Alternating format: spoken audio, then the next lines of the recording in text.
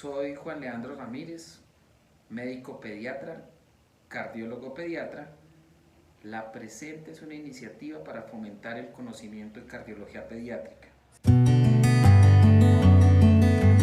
avisa porque expliquemos de una vez. Entonces la definición, las malformaciones estructurales del corazón o de los grandes vasos que se originan antes del nacimiento, pues dan origen a una cardiopatía congénita. Eso es como la definición de cardiopatía congénita. Esto es parte de la revisión que uno hace en la historia. Las cardiopatías congénitas y la cardiología pediátrica pues es una especialidad relativamente joven y ha venido progresando en los años súbitamente, y últimamente es con el hallazgo de la prostaglandina y de las cirugías de paliación univentricular, pues ha llevado a que el aumento en la sobrevida en las cardiopatías congénitas y anosantes pues haga que veamos ahora pacientes con cardiopatías congénitas que están en paliación univentricular, que son más grandes.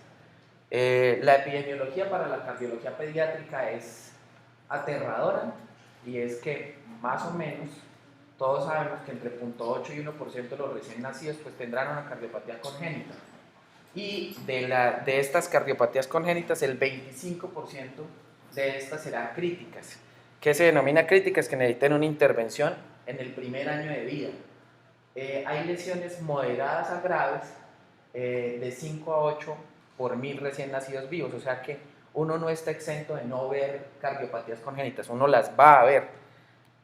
El 90% de los fetos que tienen cardiopatías congénitas están en pacientes que tienen embarazos de bajo riesgo, o sea, quiere decir que es una mamá que toma ácido fólico, es una mamá que asiste a sus controles y que no le descubren la cardiopatía congénita. Muchas de las veces las cardiopatías congénitas en nuestro medio se diagnostican ya cuando están extrauterinas. Sin detención en la hospitalización, la mortalidad llega a ser del 30%. Eso quiere decir mortalidad inicial antes de salir del hospital. O sea, pueden imaginarse cómo va a ser después cuando uno manda a un recién nacido con una cardiopatía congénita cianosante y regresa a los 6 días en estado de choque. Representa el 3% de las muertes neonatales, o sea que no es despreciable, y el 40% de las muertes por malformaciones, o sea, nosotros cargamos con una epidemiología fea. Los pacientes pueden ser asintomáticos en los primeros días de vida, hasta el 30% de los casos, y eso es explicable porque sabemos que todos tenemos un ductus arterioso, y cuando el ductus arterioso está permeable, uno es asintomático o pobremente sintomático. Cuando nosotros nos preguntamos cuándo vemos a un niño que es cianótico, un niño cianótico cuando tiene una saturación menor a 80%, quiere decir que un niño con una saturación mayor al 80% no es detectable por el ojo humano. Entonces cuando a uno le dicen, doctor, este paciente está cianótico, uno debe pensar que ya la saturación debe estar por debajo del 80%. Esto es algo muy importante, y es que los niños que están con cardiopatías congénitas y cardiopatías congénitas complejas tienen una supervivencia actual hasta la adultez. Cuando yo les pregunto a algunos de los estudiantes, residentes o fellow, si uno los comparara, la mayoría piensa cuando es médico o va a ser médico general que las cardiopatías cianosantes tipo univentriculares, atresia mitral, atresia tricuspidia, atresia aórtica, atresia pulmonar, ellos piensan que son incompatibles con la vida. Entonces, uno les tiene que dar a entender que estos pacientes son viables y que por el camino univentricular pueden llegar hasta la adultez en el 85% de los casos. De ahí la importancia de las cardiopatías congénitas. El riesgo de la afectación es baja, lo vemos que un hijo con cardiopatía congénita confiere un riesgo solamente del 2% al siguiente, una madre con cardiopatía congénita pues el 6%, y el padre solamente el 2%, como siempre nosotros tenemos muy poca relevancia. Es cierto. Uno de cada 1000 recién nacidos fue dado de alta, y esto es muy importante, al nacimiento con una lesión izquierda obstructiva grave, y es igual para ambos sexos. Quiere decir, y esto lo veo, esto no es aislado, esto ve un niño, esto se llama síndrome del ventrículo izquierdo hipoplásico. Uno ve niños después que llegan a los 5 días en choque, y ya no hay mucho por hacerle, porque fue dado de alta con una cardiopatía congénita, y por eso la importancia del tamizaje para cardiopatías congénitas, que ahorita lo vamos a ver, el test de hiperoxia, guiarse y no creer que todos los niños son normales. Esto es un ventrículo izquierdo hipoplásico, luego lo vamos a explicar. Esto son estadísticas de la Sociedad de Cardiopatías Congénitas y Cirugía Cardiovascular. El 90% de los recién nacidos con cardiopatía congénita no son atendidos adecuadamente, y eso es un poco grave, ¿no? Quiere decir que un recién nacido que tenga una cardiopatía congénita, que sea univentricular, si llega al servicio de urgencias y se ve una saturación entre el 75 y 85%, uno no debería ponerle oxígeno. Entonces es un factor de buena praxis ver qué tipo de cardiopatía congénita tiene, y por lo menos tener una idea somera de qué tiene el paciente. El 10% del mundo tiene servicios altamente especializados en cardiología pediátrica, y están centrados en estos países: Europa, Estados Unidos y Canadá.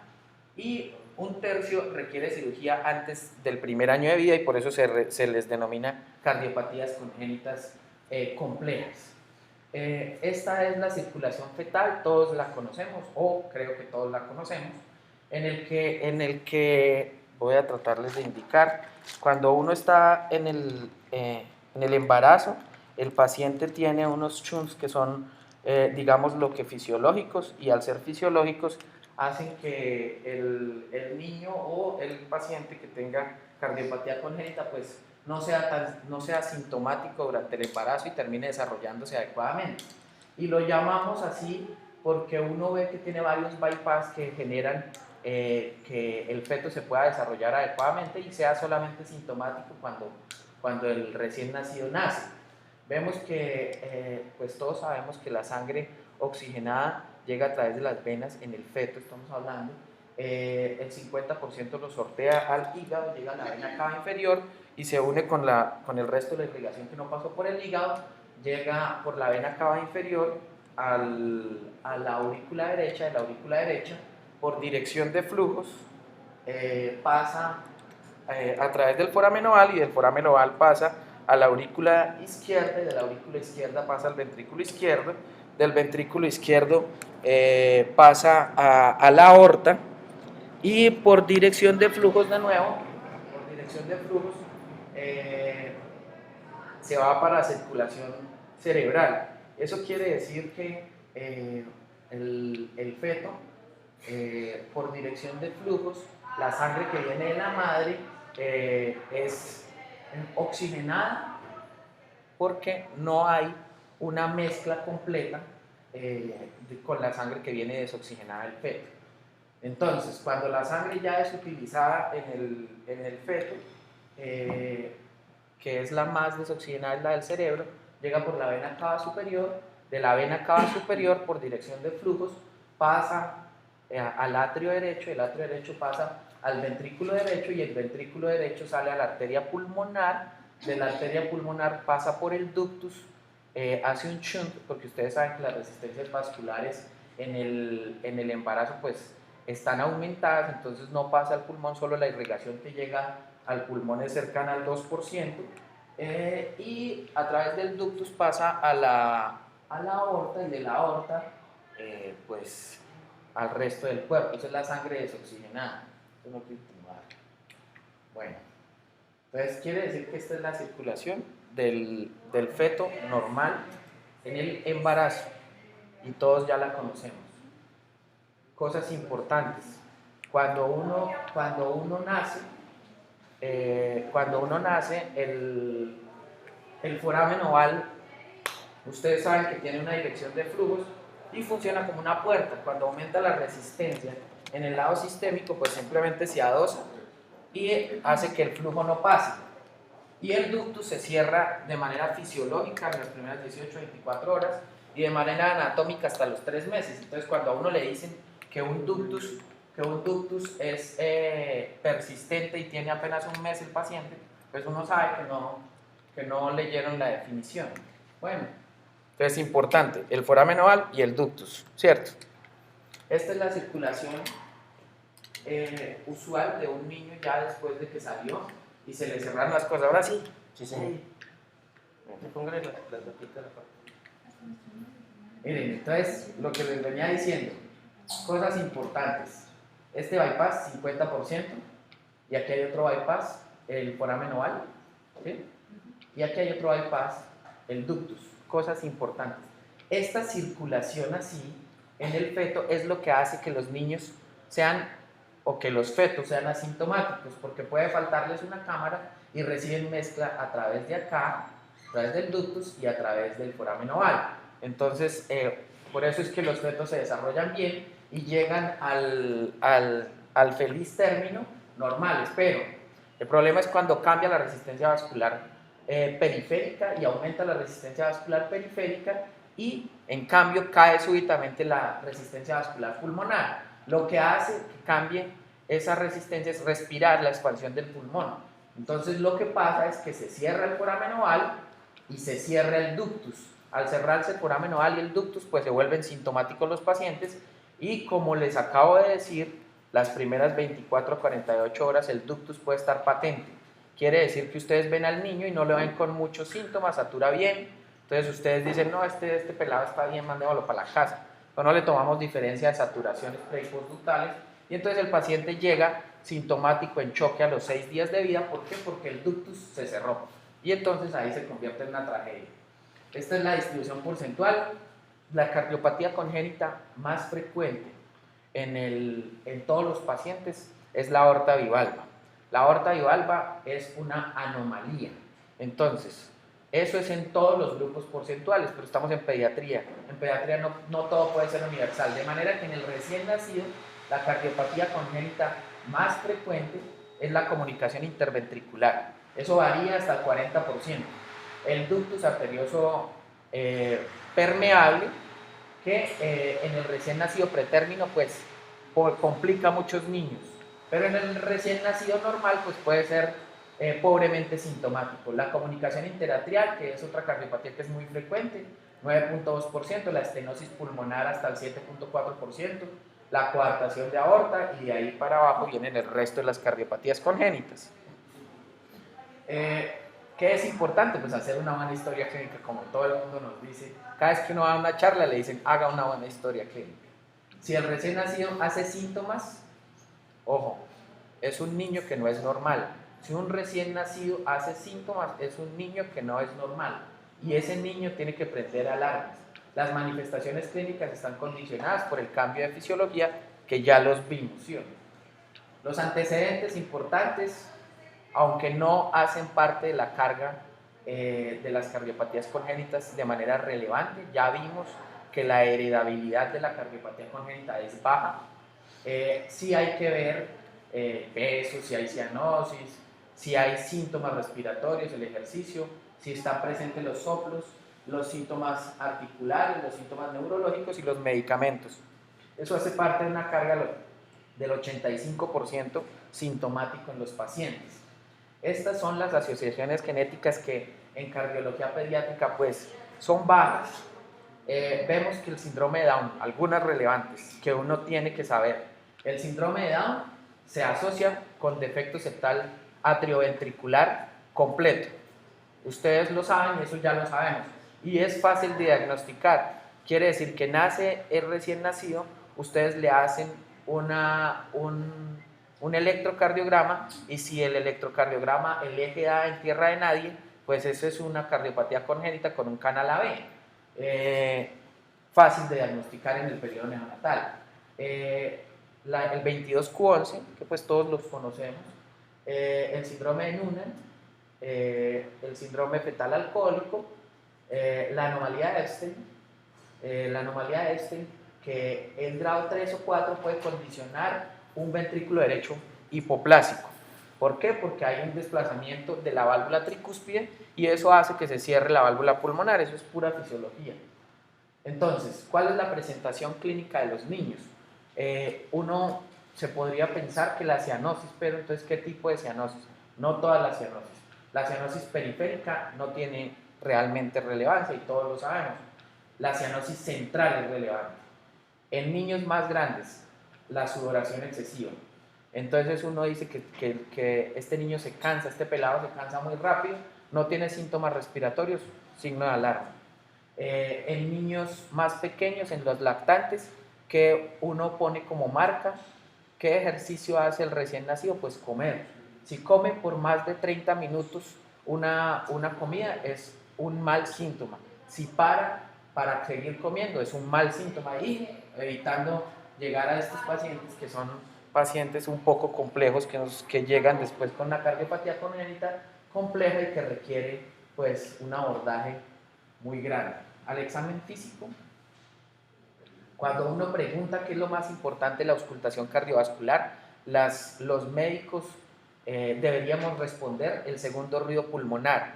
¿Por qué el segundo ruido pulmonar? Porque el segundo ruido pulmonar nos va a dar información de que si está muy timbrado, uno piensa en una cardiopatía congénita que tenga una hipertensión pulmonar porque está más timbrado. Entonces uno normalmente va loop, dup, loop, dup, loop, dup. Pero si uno escucha loop, dup, loop, dup, loop, dup, entonces uno ya empieza a pensar que es anormal, ¿cierto? Entonces, importante, segundo ruido pulmonar. ¿Por qué? Porque puede ser hipertensión pulmonar. 85% de los pacientes con hipertensión pulmonar está muerto a los 5 años. Es importante, muy importante, valor pronóstico, ¿cierto? El segundo ruido pulmonar, ¿por qué? El segundo ruido, cuando es único, hace pensar de una cardiopatía congénita compleja, cianosante de un paciente univentricular. La transposición de grandes arterias, la auscultación característica es el segundo ruido único, de manera que lo más importante de la auscultación cardiovascular es el segundo ruido. El patrón respiratorio del paciente, por supuesto, el peso del paciente, los niños cardiópatas no logran grandes ganancias ponderales, los pulsos, palpar los pulsos. En la cardio se dice que uno diagnostica la coartación de aorta con un dedo, porque si uno palpa los pulsos adecuadamente, va a encontrar que los pulsos que están en las extremidades inferiores son menores. La tensión arterial, como lo dicen los nefrólogos, no debería ser solamente de adultos. Los pacientes pediátricos necesitan tensión arterial, nunca la tomamos. La saturación pre y postductal, ¿a qué se llama pre y postductal? Miembro superior, preductal, miembro superior derecho, preductal, miembro superior izquierdo, postductal, y eso hace parte de la fisiología que ya vimos por la eminencia de los vasos supraórticos. El llenado capilar, la hepatomegalia hace parte de los signos de la falla cardíaca, de manera que si encuentran un paciente con hepatomegalia, entendiendo que el hígado es palpable en los lactantes, cuando sea realmente anormal hay que buscarle la presencia o no de fiebre. El algoritmo de Surviving Sepsis en el paciente neonatal ya incluye que los pacientes, cuando llegan el recién nacido, después del egreso hospitalario, que llega a un servicio de urgencias, que está en malas condiciones generales, que está en choque, hay que pensar en dos cosas: póngale el antibiótico, pero también préndale la prostaglandina, porque puede ser una de dos cosas y salvarle la vida. Siempre es mejor quitar una prostaglandina que atender un niño que se vaya para la muerte, pues. Siempre considerar un neonato críticamente enfermo cuando presente síntomas. ¿Cuáles son los signos más sensibles y específicos para insuficiencia cardíaca? Esto no es en el periodo neonatal, que tome menos de 3 onzas por más de 40 minutos. La frecuencia respiratoria mayor de 60, todos sabemos que la frecuencia respiratoria mayor de 60 pues es anormal. El borde hepático palpable por debajo del reborde costal, más de 2.5 centímetros, lo sabemos. Los signos de presentación más frecuentes para el diagnóstico de cardiopatías congénitas varían de los que son más sensibles y específicos. Raramente la cianosis, la dificultad respiratoria, la insuficiencia cardíaca o choque y el soplo cardíaco, que no es tan relevante como uno pensara. ¿Por qué? Soplos. La ausencia no excluye el diagnóstico de cardiopatías congénitas. Entonces, ¿cuál es la auscultación característica de una cardiopatía congénita compleja? Cuando llamo compleja es ductus dependiente. La auscultación característica de una cardiopatía compleja ductus dependiente es el segundo ruido único, de manera que cuando uno se monta en decir que es un soplo, empezó a fallar. Los soplos que indican la realización de ecocardiograma, ¿cuáles son? Los soplos holosistólicos. Entonces, si uno tiene un soplo holosistólico en un lactante, debería pensar en que tiene un defecto septal ventricular y tiene que revisar el segundo ruido pulmonar. El segundo ruido pulmonar si es normal o aumentado. ¿Para qué? Para definir si está hipertenso pulmonar o no está hipertenso pulmonar. Entonces, idealmente a uno le deberían presentar al paciente como doctor, este paciente tiene un soplo holosistólico con un segundo ruido pulmonar de intensidad normal. Y uno diría, bueno, es una CIB sin hipertensión pulmonar. Los soplos continuos, el soplo continuo característico es el ductus arterioso, y los soplos diastólicos. Todos los soplos diastólicos son patológicos, de manera que si auscultan un soplo diastólico es una indicación sine qua non de estudio. El soplo rudo, el chasquido mesosistólico o el chasquido, ese chasquido habla de una aorta bivalva, las anomalías del segundo ruido. Las anomalías del segundo ruido, como siempre, como les he venido hablando. Y el segundo ruido pulmonar es el que debería tener más relevancia. O sea que si ausculto un recién nacido o un lactante que no tiene soplos, pero que tiene un segundo ruido pulmonar o un segundo ruido aumentado, uno debería estudiarlo. ¿Por qué? Porque seguramente se está pegando en algo que es bueno. La cianosis, lo que les comenté, la saturación por debajo del 80% de cianosis, antes no, lo cual quiere decir que nuestros ojos no son sensibles. La cianosis diferencial, cianosis en el hemicuerpo inferior comparado con el hemicuerpo superior. Las cardiopatías que tienen cortocircuito de izquierda a derecha y las del ductus pueden darlo. La cianosis diferencial reversa, en el cual unos saturan más abajo que arriba, puede hablar de una transposición de grandes arterias con una coartación de aorta y una subclavia derecha aberrante. Eso sería muy poco usual. La tamización con oximetría es algo que viene muy en furor para el diagnóstico de cardiopatías congénitas, porque sabemos ya que la auscultación cardíaca no es fácil, quiere decir que los soplos no son fáciles de auscultar, el segundo ruido pulmonar en un recién nacido tal vez siempre está timbrado por el cambio de fisiología, lo cual quiere decir que no es tan sensible. Entonces, ¿qué hay que hacer? Cosas que podamos hacer y que sean fáciles. Detección temprana de cardiopatías congénitas con base en la tamización con oximetría. ¿Para qué sirve? Sobre todo para las izquierdas, lo cual quiere decir que es rentable y bueno para nosotros, para la coartación de aorta, doble salida al ventrículo derecho, anomalía de Epstein, ventrículo izquierdo hipoplásico, arco aórtico interrumpido, atresia pulmonar, tetralogía de Fallot, conexión anómala de venas pulmonares, la detransposición de grandes vasos, la atresia tricuspidia y el tronco arterioso, de manera que es muy bueno. Entonces, nace el paciente, se hace un tamizaje con una oximetría. El valor normal debería ser, para estos a nivel del mar, debería tener una saturación por lo menos mayor a 90. Saturación mayor a 90, si tiene una saturación mayor a 95, pues claramente no tiene una cardiopatía, o que no haya una diferencia menor al 3%. 3% es 8 milímetros de mercurio pre y postductal, miembro superior, miembro superior derecho, miembro superior izquierdo o miembro inferiores. Si tiene una saturación que uno considera anormal, 88 a 94%, debería repetirse en una hora, y si vuelve a estar, pues debería tomarse una ecocardiografía. Pero si está por debajo del 90-88%, en la mano derecha del pie, se debería considerar un tamiz positivo y tomar una ecocardiografía. Es una manera fácil de hacerlo. Tomamos la oximetría, vemos si varía, si aumenta o no aumenta la hora, o si se permanece igual, y uno hablaría de que tiene un tamiz positivo para cardiopatía congénita. Y algunos podríamos hacer esto, el test de hiperoxia, es diferenciar una hipoxemia de causa cardíaca versus de una pulmonar. ¿Uno qué hace? Toma los gases arteriales del recién nacido sin oxígeno, y ve la presión arterial de oxígeno, la presión de CO2, y se toma otros después de que se coloque una FIO2 al 100% por más de 10 minutos. Si la presión arterial de oxígeno está por encima de 160 milímetros de mercurio, es una causa pulmonar. Pero si con un oxígeno, con una FIO2 al 100%, uno ve que la presión arterial de oxígeno no aumenta por encima de 160, quiere decir que tiene una mezcla. Eso es una probable cardiopatía congénita. para que lo tengamos en cuenta. Quiere decir que uno está en Pueblo Perdido, Antioquia, llega un recién nacido de 5 días de vida, ustedes lo ven y el paciente se ve mal, tiene cianosis, le colocan el saturador y el saturador está malo, le toman unos gases arteriales, los gases arteriales muestran que tiene una presión arterial de oxígeno baja, la presión arterial de oxígeno baja ustedes la consideran anormal, le ponen oxígeno al 100% y luego le toman unos gases arteriales y ven este comportamiento y eso los puede salvar. El diagnóstico en cardiopatías congénitas pues no es fácil. Ya vimos que inicialmente sospecharlo es difícil, más diagnosticarlo.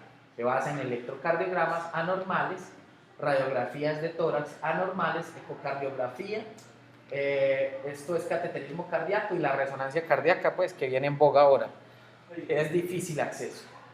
En el laboratorio hay que hacer un diagnóstico diferencial. Les dije ya que el algoritmo de Surviving Sepsis ya incluye para sepsis también prostaglandina, quiere decir que uno tiene que tomar reactantes de fase aguda, hemograma PCR, los gases arteriales que ya les dije, el lactato da pronóstico de mortalidad, el TSH y los cultivos para los pacientes que son rápidamente sintomáticos en el periodo neonatal. La radiografía de tórax, importante saberla conocer. Uno cuando revisa una radiografía de tórax, lo primero que tiene que ver pues sí son las estructuras óseas, pero también es muy importante ver el situs solitus abdominal y atrial. Situs solitus quiere decir que lo que esté a la derecha sea derecho y lo que esté a la izquierda sea izquierda. De manera que si ustedes ven una radiografía como la que está acá, en el cual el hígado está a la derecha, el estómago está a la izquierda, el bronquio fuente derecho es el que se bifurca más tempranamente, uno habla de que tiene un situs solitus abdominal y un situs solitus atrial. La probabilidad de que ese paciente tenga una cardiopatía congénita compleja es menor al 2%, solamente con una radiografía de tórax. No es una cardiopatía congénita compleja, hay que buscarla. Bueno, ¿qué más tiene de anormal? Entonces, importante la radiografía de tórax, ver las eminencias cardíacas, entender que la eminencia cardíaca en el lado derecho uno evalúa en la radiografía de tórax y aquí lo muestro y lo muestro es por eso, porque uno ve aquí la vena cava superior, el atrio derecho, el ventrículo derecho. Quiere decir que en una radiografía de tórax uno lo que realmente ve es el crecimiento de las cavidades derechas. Las cavidades izquierdas están solapadas detrás, o sea, están por detrás del ventrículo derecho, de manera que uno en radiografía de tórax no puede decir que el ventrículo izquierdo está crecido porque miren que es una cinta apenas y aquí se especifica también. El índice cardiotorácico, importante tomarlo, saberlo tomar, y los valores que son anormales tienen que ser en el recién nacido menor a 0.6 y en las demás edades menor a 0.5, teniendo en cuenta que las radiografías de tórax que uno toma en el lactante están primero, no están adecuadamente expiradas y además el rayo viene de una proyección posterior-anterior, entonces uno tiene que ver que las cavidades están magnificadas. En el lactante hay que tener en cuenta el timo que da el signo de la vela y uno puede creer que es anormal. Bueno, esas son inflexiones cardíacas. Esto es una radiografía de tórax normal que ya lo habíamos explicado. Lo que les dije del situs solitus, en el cual el estómago debe estar a la izquierda, el hígado a la derecha y la bifurcación del bronquio fuente derecho. Por eso la mayoría de los cuerpos extraños se localizan en el bronquio fuente derecho. Los vasos. Entonces uno dice que en una radiografía de tórax, miren las inflexiones cardíacas. Las inflexiones cardíacas que uno ve, vena cava superior, atrio derecho, ventrículo derecho, cintilla el ventrículo izquierdo, acá luego sigue la pulmonar y luego el callado de la aorta. Lo cual quiere decir que uno en una radiografía de tórax, cuando ve cosas que no corresponden a lo que uno está viendo normalmente, pues debe pensar que es anormal. Y cuando uno ve una prominencia aquí, pues piensa que es algo de la pulmonar, ¿cierto?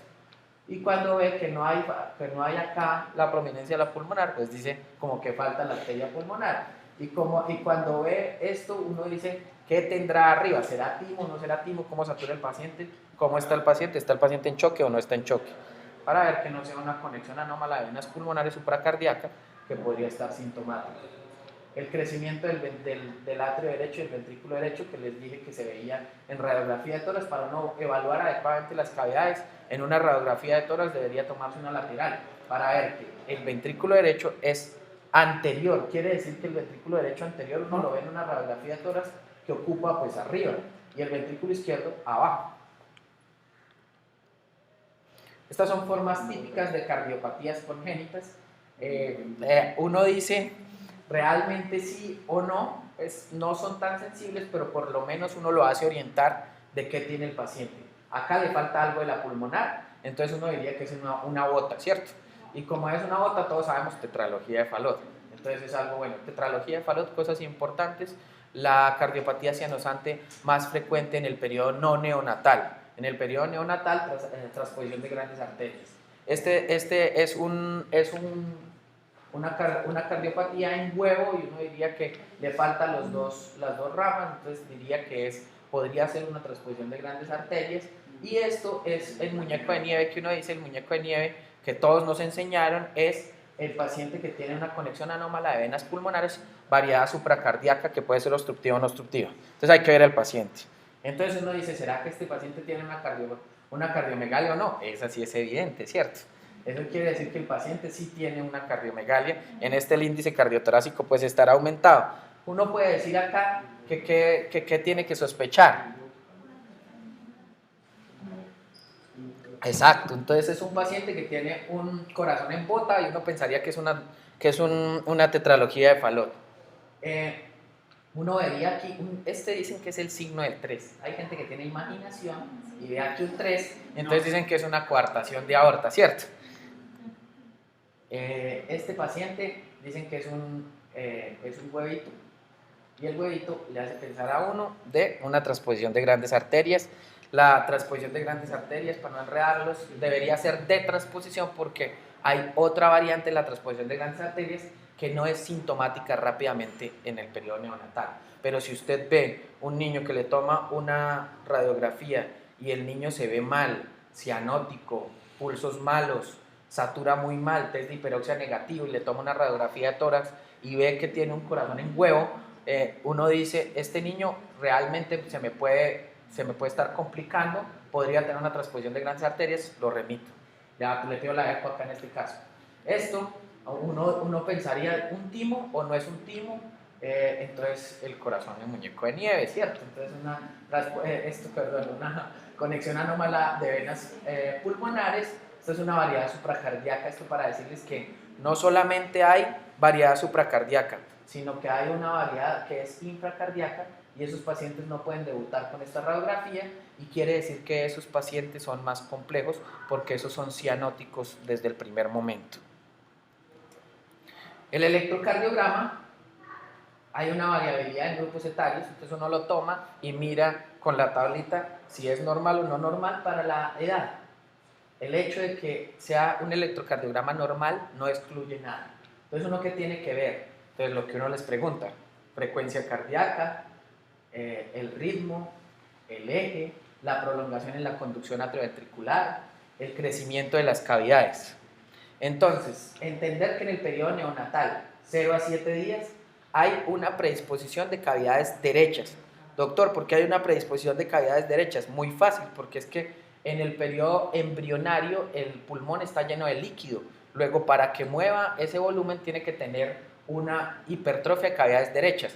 Entonces, lo normal en un recién nacido es que el eje, uno toma el QRS en D1 y ABF y saca cuántos cuadritos van para abajo, cuántos cuadritos van para arriba, hace la diferencia y tiene que ser positivo en D1 y positivo en ABF, ¿cierto?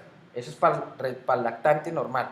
Pero en el periodo neonatal debe estar el eje más derecho de lo normal porque hay una hipertrofia fisiológica de las cavidades derechas. Entonces esto es lo normal del periodo neonatal, ¿cierto? Luego, de 7 a 30 días, el eje se está invirtiendo. ¿Por qué se está invirtiendo? ¿Por qué se está yendo hacia el lado izquierdo? Porque hay una hipertrofia de cavidades izquierdas. ¿Por qué? Porque aumentó la resistencia vascular.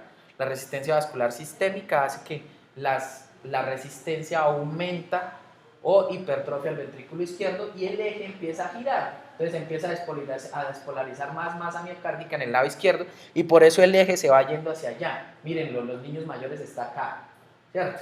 Entonces, fácil. Les dije, periodo neonatal. Paciente que les nace, le toman un electro. Esto es como 3 para arriba y como 6 para abajo, entonces es negativo el de 1. Y en ABF es totalmente negativo, menos 7, ¿cierto? Entonces quiere decir que uno traza el eje y dice, el ABF es menos, o sea que sube menos 7, da por acá, y este es el de 1. Entonces el de 1 también es negativo y se va para acá. Quiere decir que está el eje, cuando uno lo traza, está por acá. Quiere decir que es el eje en tierra de nadie. Esta es la tierra de nadie. Esta es la tierra de nadie. Entonces uno hace pensar con este electrocardiograma que tenga un canal atrioventricular completo. Desviación del extremo del eje a la izquierda. Les dije que en recién nacidos el eje va hacia acá, hacia la derecha. Cuando uno ve que el eje se va para este lado, pues es totalmente anormal en el periodo neonatal. Entonces, quiere decir que uno ve acá, el de uno es positivo, o sea que el eje va para acá, y el ABF es negativo, o sea que va para arriba. Uno pensaría que este paciente podría llegar a tener una atresia tricuspidia. ¿Ven? Electrocardiograma que puede servir. La ecocardiografía no debe retrasar ningún manejo. Si ustedes tienen un paciente que tiene un test de hiperoxia que es positivo, que indica que es anormal y el niño se ve mal, hay que ponerle la prostaglandina. Póngale antibiótico, pero también póngale prostaglandina. Este es el eje en 4 cámaras que nosotros hacemos. Este es el eje en el cual uno ve el tracto de salida del ventrículo izquierdo. Acá se puede explicar, acá puede estar. Este es el atrio izquierdo, atrio derecho, ventrículo izquierdo, ventrículo derecho. La ecocardiografía deberíamos hacerla todos, porque la ecocardiografía no debería ser reservada para nosotros, porque uno podría en un turno echar una vista ecocardiográfica y por lo menos atinarle si hay crecimiento de cavidades, si el niño está, si está con un derrame pericárdico o no. Todos deberíamos poderla hacer. Entonces este es el ventrículo izquierdo, que lo vemos bien. Estos son los músculos papilares. El ventrículo derecho que es anterior, mírenlo, anterior y superior. El ventrículo izquierdo que es redondito. Estos son los músculos papilares. Esta es la válvula aórtica. La válvula aórtica es trivalva. Esta es la coronaria y la otra coronaria izquierda, coronaria derecha. Entonces primero lo normal. Les dije, situs solitus. ¿Esto es el hígado? No. ¿Cierto? ¿Esto es el hígado? Sí. Entonces hay que ver aquí el bronquio fuente. Podemos decir que este paciente no tiene un situs solitus abdominal, ¿sí? Hay que ver si tiene un situs solitus atrial. Esto es lo normal. Miren, estómago a la izquierda, hígado a la derecha, hígado, corazón, pulmones, quiere decir bronquio fuente derecho bifurcado. Situs solitus, situs inversus, hígado, estómago, bronquio fuente izquierdo más alargado. Entonces quiere decir que tiene un situs solitus inversus. Y esto es el isomerismo. Hay isomerismo derecho e isomerismo izquierdo, cardiopatías congénitas complejas. Entonces, que está todo central. Y esto puede ser todo derecho. O sea, quiere decir que esto es un isomerismo derecho y esto es todo izquierdo, un isomerismo izquierdo. La ecocardiografía importante. Entonces, cuando uno revisa ecocardiografía, dice qué es lo normal. Lo normal de los atrios quiere decir que este es el atrio derecho, el foramen oval va en esa dirección, ¿sí?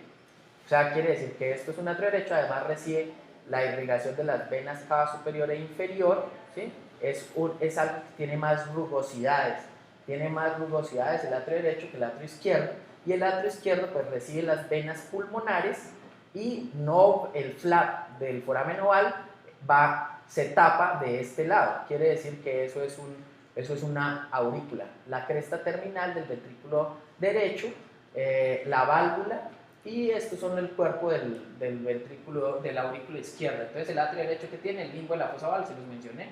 La apéndice atrial, una en ecocardiografía no la logra ver fácilmente, quiere decir que es de base amplia y de punta estrecha. La cresta terminal es que se las mostré, los músculos pectíneos que son rugosos, y recibe las cavas y el seno coronario.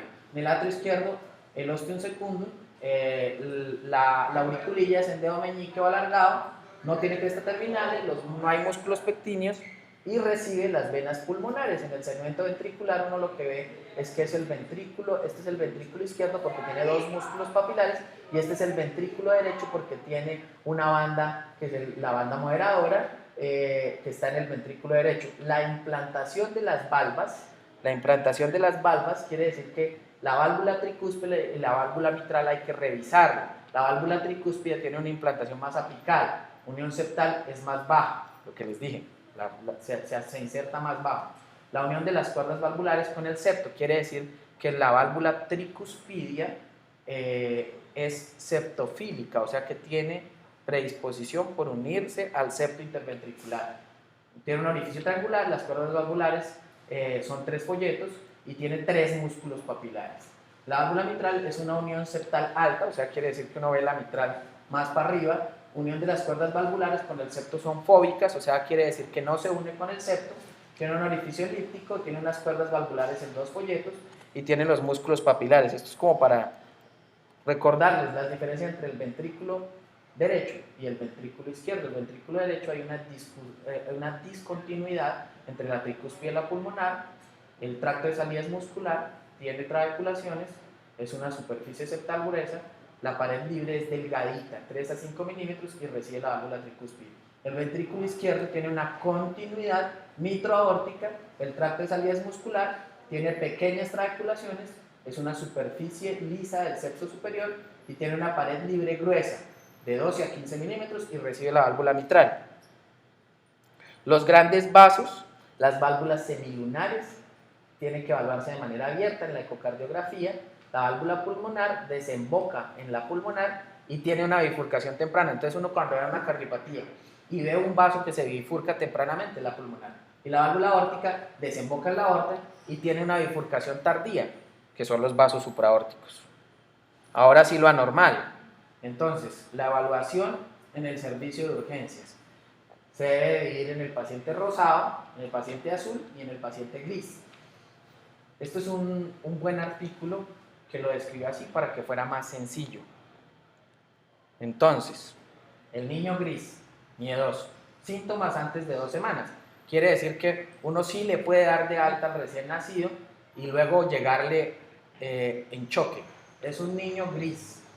Es síntomas antes de 2 semanas, un indicativo de una lesión obstructiva izquierda, miedosa. Mala oxigenación, mala perfusión, choque quiere decir. Entonces, ¿cuáles son las lesiones obstructivas izquierdas que sean ductus dependientes? Ya las vamos a ver. Que esté sintomático en las primeras semanas de vida. Y el paciente debuta así: hipoxemia, colapso hemodinámico y pobre perfusión. Además, hipotensión, taquipnea, choque, pulsos periféricos disminuidos, tensión arterial diferencial anormal. Entonces, uno le toma una radiografía de tórax y los pulmones están blancos. Hay una diferencia de saturación pre y postductal mayor al 3%, 8 milímetros de mercurio. Llenado capilar está retrasado. En el electrocardiograma hay una hipertrofia del ventrículo izquierdo en mayores de 7 años de vida y del ventrículo derecho en el recién nacido. Hay que hacerle una ecocardiografía porque es un posible ventrículo único.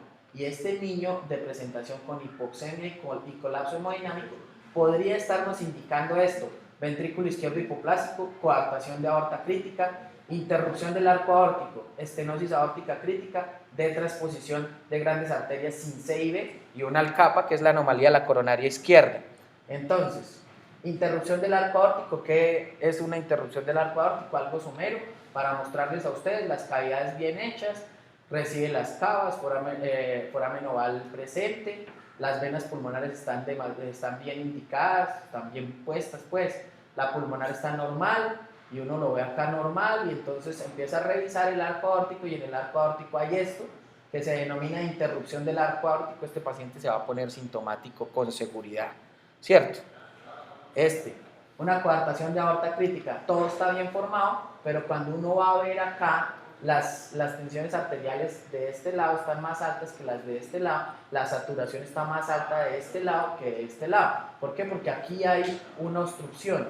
Y miren lo que la sangre está pasando, está muy pequeño. Una coartación de aorta crítica, este paciente se va a poner sintomático. La transposición de grandes arterias, entonces uno empieza a revisar cavidades bien, y aquí el ventrículo derecho y se va y no se bifurca tempranamente, quiere decir que esto es la aorta. Y luego en las cavidades izquierdas ve que el vaso se bifurca tempranamente, de transposición de grandes arterias. Este paciente es la cardiopatía cianosante más frecuente del periodo neonatal, o sea que este puede dar síntomas rápidamente. El más miedoso de todos, el jefe de todos los jefes, se llama síndrome de ventrículo izquierdo hipoplásico. Este paciente debuta tempranamente, tempranamente quiero decir antes de las 2 semanas, como les dije, y es grave. Entonces, es un paciente que tiene las cavidades, las aurículas bien puestas, pero uno ve que aquí hay una cosa que no pasa. Entonces, tiene una atresia mitral. Y aquí tampoco hay aorta. Miren lo que hay de aorta, es muy pequeño. Esto se llama síndrome ventrículo izquierdo hipoplásico. Un niño que se va a poner sintomática rápidamente. Un niño que necesita prostaglandina. Estenosis aórtica crítica, todo bien puesto, pero acá la aorta es muy chiquita, quiere decir que acá no hay paso de sangre. Seguramente el ductus estará presente o no estará presente, no sabemos, pero es un niño que se va a hacer síntomas. Estenosis aórtica crítica, entre las cardiopatías que se van a catalogar dentro del niño gris. Entonces ese niño gris hay que colocarle oxígeno, pero no mucho, prostaglandina, antibióticos. Este es el niño azul. El niño azul se divide en dos. Rápidamente sintomático, 2 semanas, y entre 1 y 6 meses, niño azul. Entonces empecemos con el niño azul rápidamente sintomático. Ya vimos las lesiones obstructivas del lado izquierdo, ahora vamos a ver las lesiones obstructivas del lado derecho. Es un niño azul menor de 2 semanas que se pone sintomático y hace solamente esto, cianosis. El otro, recuerde que debutaba con hipoxemia, cianosis, choque. Este niño debuta con cianosis.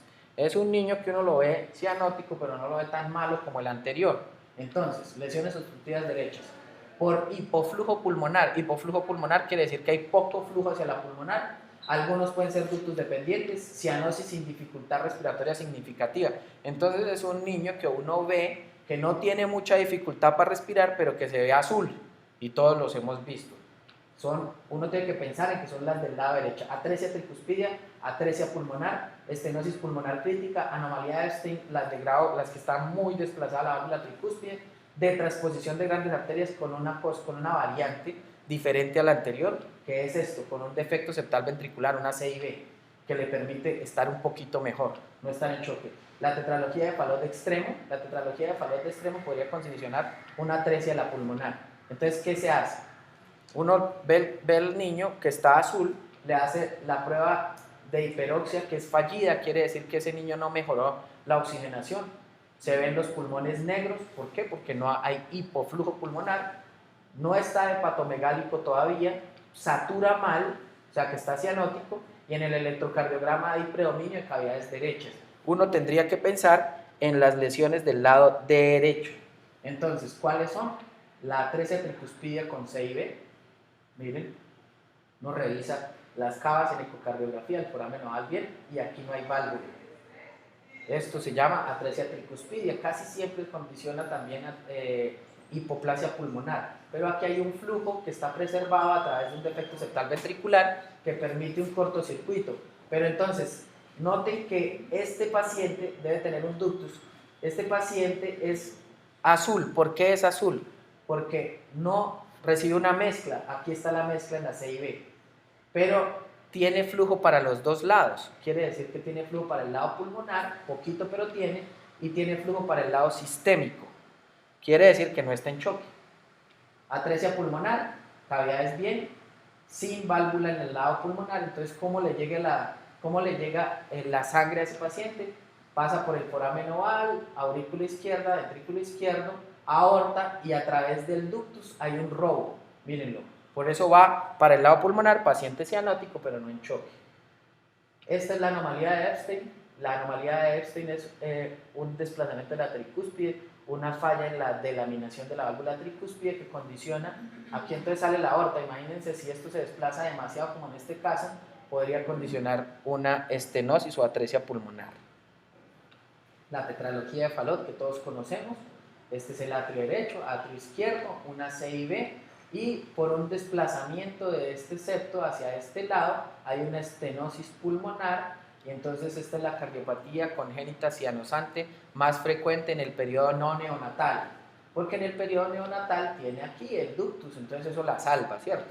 Y tiene una CIV, que la CIV le permite que haya algo de flujo pulmonar. Y el niño azul, entonces esas eran las lesiones obstructivas del lado derecho, ductus dependientes o que podrían ser ductus dependientes y que se ponen sintomáticas rápidamente, que debutan con cianosis y que no están en choque o que no tienen tanto choque como el niño que llega de una lesión gris, que es rápidamente sintomático, cianótico y en choque. Este es el niño azul más grandecito, entre 1 y 6 meses, es una obstrucción del retorno venoso pulmonar, debutan con cianosis y miren esto, falla cardíaca derecha.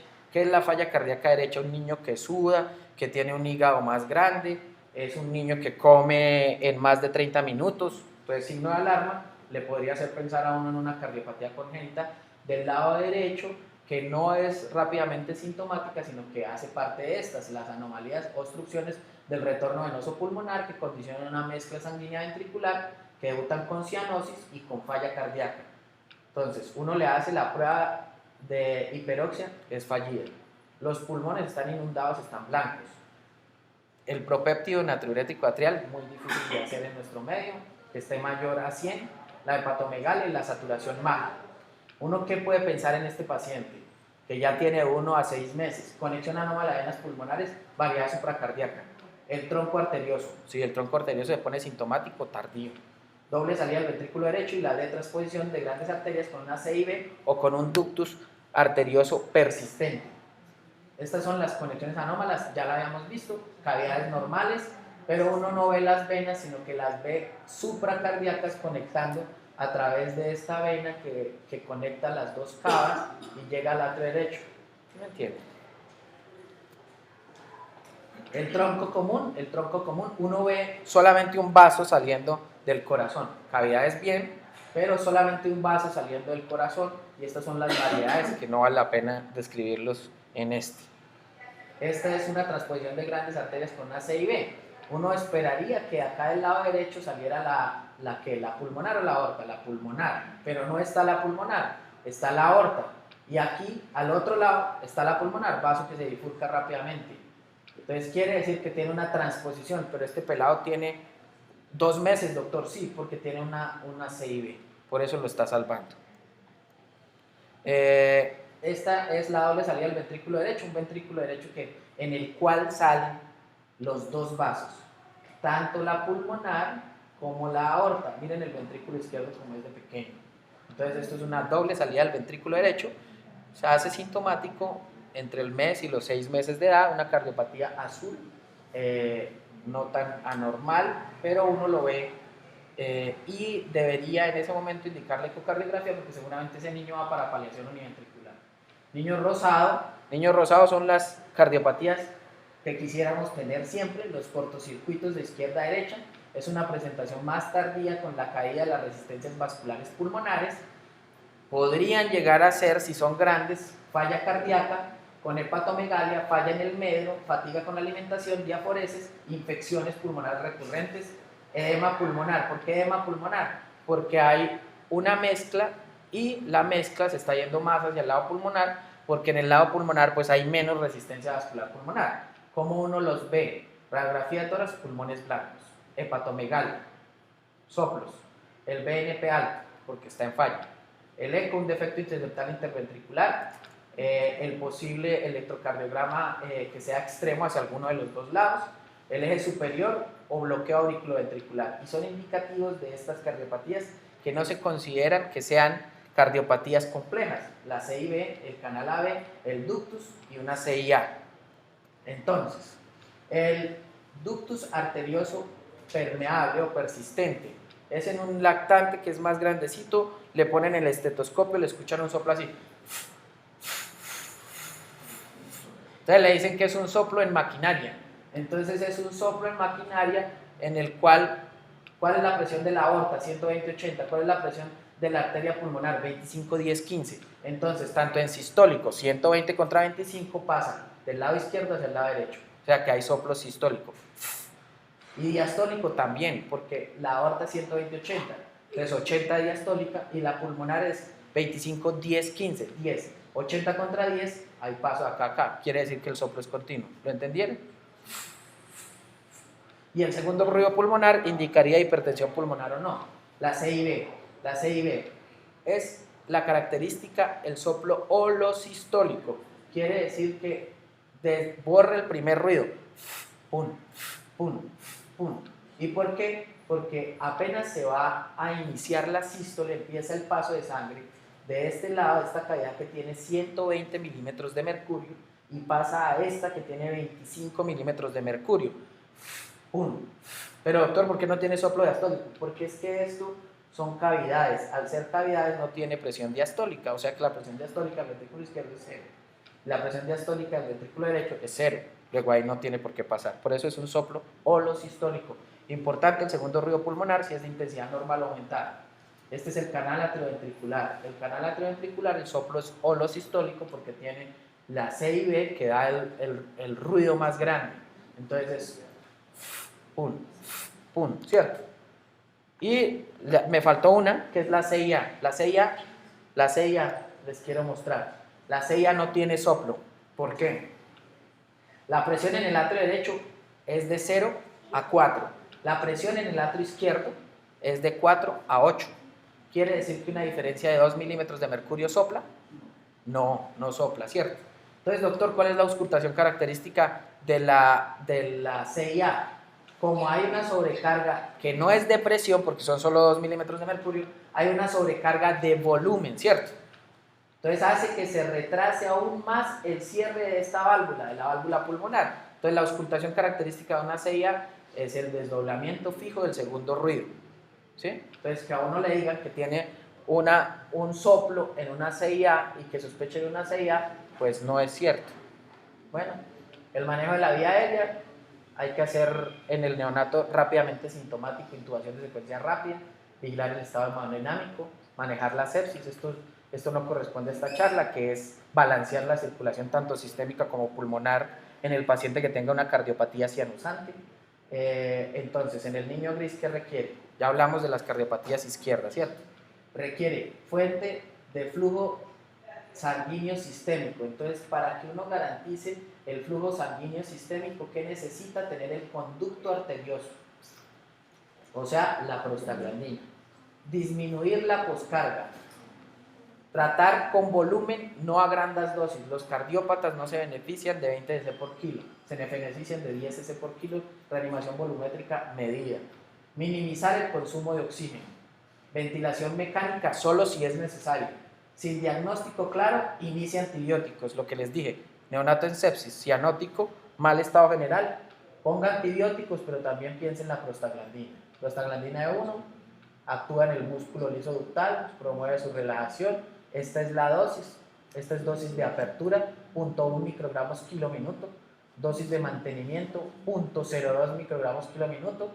Al suspenderlo el ductus se comenzará a cerrar en 1 o 2 horas, lo que es más fácil quitar una prostaglandina que no ponerla y que el paciente esté maluco y luego termine mal y muerto, ¿cierto? En el niño azul menor de 2 semanas, colocar flujo pulmonar disminuido a través del ductus. La prostaglandina quiere decir que si no tiene flujo para el lado pulmonar, pues garantícelo a través de la prostaglandina. Las dosis que ya vimos.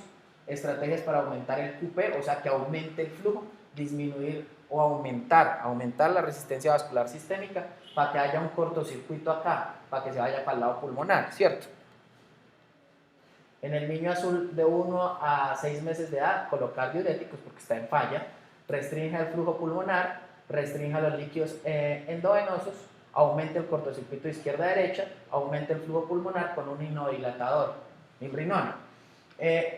Restrinja el flujo pulmonar. Entonces, llega un niño que es azul, que no tiene un diagnóstico de una cardiopatía, pero ustedes lo ven maluco, no satura tan bien, entonces uno tiene que pensar si realmente le pone bien oxígeno o no. ¿Por qué? Porque si usted aumenta, o sea, si usted le pone al niño oxígeno, aumenta el flujo pulmonar y a un niño azul no le va a servir. Entonces, vigílenlo. Y si tiene una cardiopatía congénita que ya es diagnosticada y va por el camino univentricular, poco oxígeno, es mejor. En el rosado, disminuir el cortocircuito izquierda-derecha, mejorar la perfusión sistémica, disminuir el flujo pulmonar, hipoventilación, disminución de la resistencia vascular sistémica. En este no hay tanto lío. Y este es como el algoritmo fetal en el recién nacido con sospecha de cardiopatía, si está en colapso y cianótico, pulsos débiles, diferencia de saturación arriba y abajo del 3% o más, hay que pensar en una anomalía del arco aórtico, pero pues una cardiopatía izquierda. Hay que darle un soporte vital avanzado, prostaglandina, remisión a centro cardiovascular. En un bebé que es cianótico, no está en colapso, sino solamente cianosis, saturación anormal, test de hiperoxia, radiografías con índice cardiotorácico aumentado o oligoemia pulmonar, o sea, flujo pulmonar disminuido, electrocardiograma anormal, es una cardiopatía cianosante, igual, remita, prostaglandina y remita. El bebé con un soplo cardíaco, bebé azul o con colapso, diríjase a estos ítems, y el asintomático, chequee pre y postductal, tome electrocardiograma y uno lo podría mandar ambulatoriamente para hacerle estudios. La conclusión, ¿cuál es? Diagnóstico difícil anatómico, les mostré. Diagnóstico diferencial variable, sí. Alto índice de sospecha, sí. Diagnóstico oportuno impacta el pronóstico, lo cual quiere decir que uno debería, pues, no llegar al diagnóstico, pero sí pensar en si es un niño gris o azul o es un niño rosado. ¿Sí me entienden? Ya. Muchas gracias.